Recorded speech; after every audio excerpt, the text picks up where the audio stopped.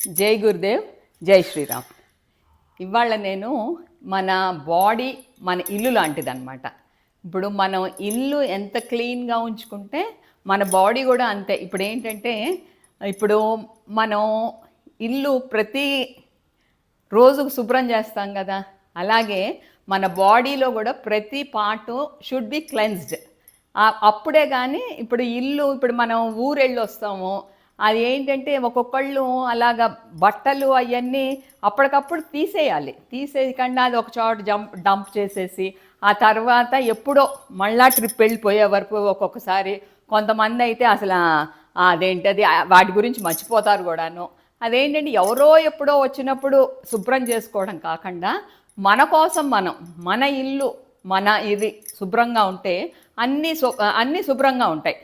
ఏంటంటే ఎక్కడైతే డంప్స్ ఉంటాయో అక్కడ నెగిటివ్ ఎనర్జీ డిపాజిట్ అవుతుంది అనమాట. ఇదేం పాజిటివ్ ఎనర్జీ. ఇప్పుడు మనకు కూడా ఒక చోట నొప్పి వచ్చిందంటే అదేంటంటే అక్కడ నెగిటివ్ ఎనర్జీ డంప్ అయి ఉన్నది. అదేంటంటే ఎలాగోలా తీసేసేయాలి. అప్పుడు tapping is a very good exercise. కానీ అది అందరూ పాటిస్తే మాత్రం చాలా బాగా పనిచేస్తుంది అనమాట.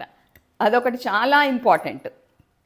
ఎందుకంటే ఇప్పుడు నెలకు ఒకసారైనా ఇప్పుడు ఇప్పుడు పోనీ 6 నెలలకు ఒకసారి ఇప్పుడు ఏంటంటే మనం సర్దుకుని మనకు అవసరం లేని తీసేసి ఏంటంటే ఒక్కసారి ఈ టైంకి మనకి కావాలి అనుకున్నవి నెక్స్ట్ టైంకి అక్కర్లా.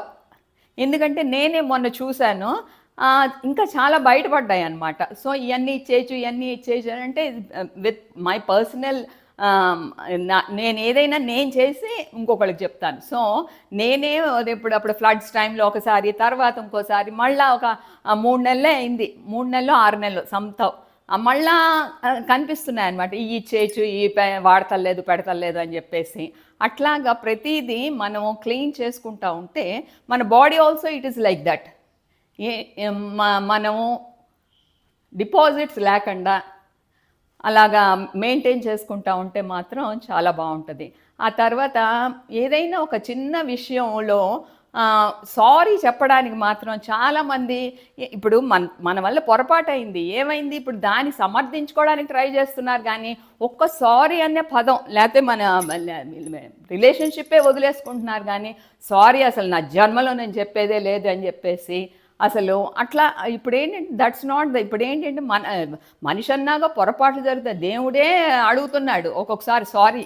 ఇప్పుడేంటి మన మనుషులు ఒక్కసారి సారీ అంటే అసలు అన్నదమ్ములు కానీ అక్క చెల్లెళ్ళు కానీ లేకపోతే తల్లి కూతుళ్ళు తండ్రి కూతుళ్ళు అలాగా ఒక సారీ చెప్తే అయిపోయేదానికి అహం దెబ్బతింటా ఉందని ఈగో అన్నది కిల్ చేయాలి. ఇప్పుడు మన భగవద్గీతలో కూడా ఏం చెప్పారు, మనం దాన్ని రీచ్ అవ్వాలి, మన ఈగో పక్కకు పెట్టాలి అనే చెప్పారు. సో ఇదేంటంటే ఇది ఇవాళ నేను చెప్దాం అనుకున్నది. జై గురుదేవ్, జై శ్రీరామ్.